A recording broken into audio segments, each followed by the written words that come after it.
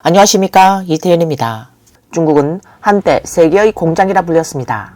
값싸고 안정적인 노동력을 바탕으로 수많은 외국 기업들이 중국에 투자해 공장을 세웠기 때문입니다. 하지만 최근 몇 년 사이 중국 경제가 급격히 추락하면서 상황이 바뀌고 있습니다. 외자 기업에 대한 규제가 점점 가혹해지고 중국 내부의 이념 통제도 강화되자 많은 외국 기업들이 두려움을 느끼고 중국을 떠나기 시작했습니다. 이러한 외자 철수의 한기를 가장 뚜렷하게 체감할 수 있는 곳이 바로 제조업 도시인 광동성 동관입니다. 동관은 과거 전 세계 브랜드의 OEM 생산기지였지만 지금은 곳곳에서 폐업과 이전이 이어지고 있습니다. 동관은 어째서 세계의 공장에서 이렇게까지 몰락하게 된 걸까요? 예전에는 인파로 북적였고 정말 사람이 바글바글 했었죠. 그런데 지금의 산업단지는요, 정말 썰렁하고 쓸쓸해요. 기업들이 속속 철수하고 있습니다. 동관에 이제 사람도 없어요. 전부 고향으로 돌아갔죠. 도시 모습도 별로고 교육 수준도 따라가지 못해요. 돈도 벌 수 없고요. 전형적인 도시와 농촌의 중간지대예요. 여러분도 저처럼 얼른 포기하고 편히 쉬는 게 나아요. 동관에 계속 있어봐야 아무런 미래가 없습니다. 동관은 정말로 시대가 바뀌려는 것 같아요. 이제는 노동자의 시대가 끝날지도 몰라요. 정월 대보름이 지난 후 예전엔 여기 공장 문 앞마다 인산인해였는데 지금은 공업단지에 제가 직접 와 있어도 거의 사람이 없어요. 여기 보세요. 지금 동관은 인건비가 너무 낮고 초과 근무 수당도 적은 데다 또 너무 힘들어 일할 사람이 없어요. 구직자보다 구인처가 많은 상황이 돼버렸죠. 그래서 고용 담당자가 문 앞에서 직접 사람을 뽑고 있어요. 외자가 철수한 건 동관뿐만이 아닙니다. 곤산 역시 같은 어려움에 직면해 있습니다. 강소성 곤산시는 작은 타이페이라고 불릴 정도로 과거에는 대만 기업들이 집중적으로 투자한 지역 중 하나였습니다. 곤산에는 수많은 외국계 기업들도 자리 잡고 있었지요. 하지만 점점 더 많은 대만 기업들과 외자 공장들이 철수하고 무역 주문량 또한 대폭 감소하면서 곤산의 경제는 급격히 침체되었고 수많은 공장들이 문을 닫게 됐습니다. 곤산은 앞으로 동관보다 더 참혹해질 수도 있습니다.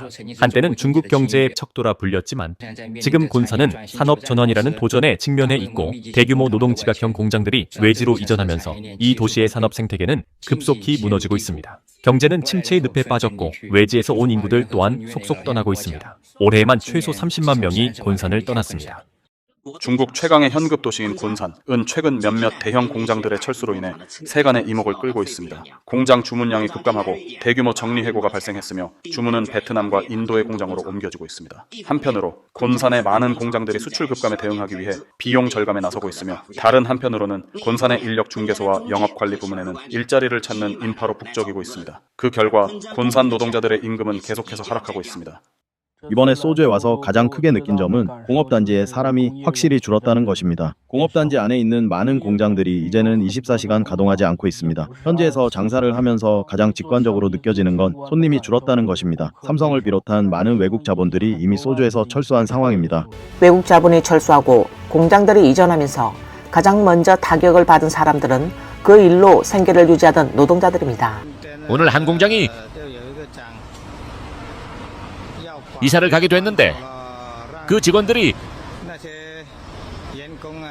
공장 앞문을 막고 있었어요. 정말 어렵네요. 외자 철수가 일반인들에게 어떤 영향을 미치느냐고요? 가장 직접적인 영향은 바로 수입 감소와 경쟁 심화입니다. 최근 몇 년 동안 소주에서는 외자 기업들이 잇따라 철수했어요. 사실 외자든 내자든 정상적으로 운영만 하면 일자리를 제공하는 거잖아요. 그런데 외자 기업들이 빠져나가면서 대량의 기초 업무 인력들이 실직하게 되고 어쩔 수 없이 다른 산업이나 회사로 옮겨가야 하니까 경쟁은 더 심해지고 수입은 더 줄어드는 결과를 낳고 있습니다. 지금 이 블로그는 현재 상황을 제대로 짚어냈습니다.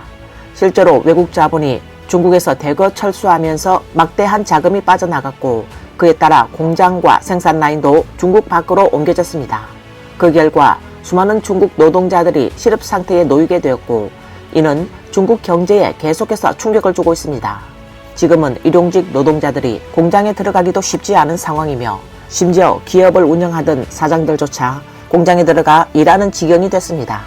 이곳에는 일자리를 찾는 사람들이 정말 많습니다. 그들은 아무것도 모른 채 자신이 이 일을 못하는 이유가 능력이 부족해서라고 생각합니다. 하지만 사실은 이 공장들이 요구하는 기준이 지나치게 높기 때문입니다. 공장 내부의 생산량, 품질 관리 기준이 너무 높아서 가장 단순한 공장조차도 사람의 90%를 탈락시키고 있습니다. 그래서 많은 사람들이 30이나 40이 넘도록 집도 없고 차도 없고 결혼도 못하고 안정적인 직업도 없는 상태에서 결국 건강마저 잃게 됩니다. 그런데도 그들은 여전히 내가 못나서 그렇다고 믿고 있습니다. 너무나도 안타까운 현실입니다. 최근에 강소랑 절강에 있는 친구들이 말해줬는데요. 지금 많은 민간 중소공장이 할 일이 없다고 합니다. 그 공장 사장들조차도 임시직 알바하러 나갔다고 하네요. 그러니 우리 같은 노동자들이 어디 가서 일하겠냐고요. 또 어떤 공장의 팀장 한 분이 제게 말했는데요. 그들 공장에 임시직 일하러 오는 사람들 중에는 신분이 불분명한 블랙리스트 인원이 많다고 합니다. 그런데 그 블랙리스트들 중 다수가 바로 예전의 사장들이에요. 사장들이 다 신용불량자, 블랙리스트 신세가 된 거죠. 그리고 이 사람들은 현금으로 급여를 받기 때문에 정상적인 임시직보다 하루 임금이 30위안이나 더 낮다고 하네요. 또 한 명의 70년대생 사장님이 저에게 말했어요. 예전에는 사장 친구들이 정말 많았는데 지금은 다들 자취를 감췄다고 합니다. 왜냐하면 다들 파산했기 때문이죠. 그래서 그는 지금 매우 두렵다고 해요. 자기도 파산할까봐 두렵다고요. 중국인들의 민생은 점점 더 어려워지고 있습니다. 누가 내 배달 음식 훔쳐갔어요? 저 더는 못 살겠어요. 누가 내 배달 음식 훔쳐갔냐고요? 요 며칠 뉴스 보니까 절강상해 지역에 발이 묶인 농민공이 30만 명이나 된다고 해요. 일거리를 못 찾았대요. 요 며칠 급하게 올라왔다가 금세 돌아가는 사람이 많더라고요. 여기 와서 일자리 찾으셨어요? 못 찾았어요. 다들 일 못 찾았구나. 아이고. 그만둡시다. 고향분들 그만하고 나 먼저 돌아가렵니다. 형님들, 올해 경기가 얼마나 안 좋은지 제가 보여드릴게요. 보이시죠? 제가 지금 있는 곳은 광주에서 가장 큰 의류 제작촌, 바로 교남신가입니다. 지금 오전 11시인데요. 이 거리 전체가 전부 의류업 종사자들이에요. 수천 명이 아직도 일거리를 못 찾고 있어요. 올해는 시작도 안 했는데 벌써 끝난 것 같은 기분입니다. 사람들이 취업하기 어려우니 다들 지갑을 꼭 닫고 있습니다. 그러다 보니 자연스럽게 오프라인 매장의 매출도 직접적인 영향을 미치게 됐습니다. 놀라운 것은 예전에는 쇼핑몰 안에 사람들이 드문드문 있었지만 이제는 아예 문을 닫기 직전이라는 점입니다. 열려있는 가게가 단 하나도 없어요. 전부 가림막으로 막혀 있어요. 쇼핑몰에 가림막이 이렇게 많네요. 저쪽도 그렇고 저쪽도 그렇고 저쪽도 그리고 저쪽도요. 온갖 업종이 다 죽었어요. 보세요. 전부 망했어요. 전부 다요. 모든 가게가 장사를 안 하고 있어요. 제가 겨우 찾은 곳이 이 한 군데, 그리고 저기 꼭대기에 또 하나, 두 군데뿐이에요. 저 뒤에 원래 놀이터였던 곳도 보세요. 청소도 안 되어 있어요. 모든 게 멈췄어요. 딱 한 명의 학부모가 있을 뿐이고 입장료도 안 받아요. 아이 혼자 안에서 놀고 있어요. 진짜 모든 업종이 망했어요. 근데 상업사에서도 보기 드문 상황이에요. 배달 가게도 망했고 의류점도 망했어요. 저건 뷰티 클리닉인지 의료기기 가게인지 모르겠지만 전부 망했어요. 보세요. 주차장도 텅 비었어요. 정말 무섭네요. 보세요. 이건 전체 2층인데 거의 전부 폐업했어요. 진짜 거의 다 문 닫았습니다. 3층 보시면 엘리베이터도 멈춰 있고 가림막으로 막혀 있어요. 4층도 마찬가지로 막아놨어요. 3층, 4층은 사실상 전부 폐점돼서 이제는 손님들이 올라갈 수도 없어요. 여긴 1층인데 1층에는 대략 7, 8개의 매장이 아직 영업 중이에요. 주로 생활잡화 같은 소매점이에요. 역시 대기업은 대기업이라 그런지 아직도 버티고 있네요. 지하 1층은 더 이상 내려갈 수가 없어요. 이 쇼핑몰은 오픈한 지 불과 1년 반밖에 안 됐지만 실제로 장사 제대로 한 건 겨우 반년이었고 곧바로 망해버렸어요. 이 쇼핑몰 정말 너무 무섭네요. 중국에서는 실업률이 급격히 상승하고 있으며 대학생들은 일자리를 찾지 못하고 공장들은 문을 닫고 기업들은 대규모로 감원을 단행하고 있습니다. 많은 사람들이 35세 연령 위기를 맞이하면서 구직은 그야말로 엎친 데 덮친 격이 되고 있습니다.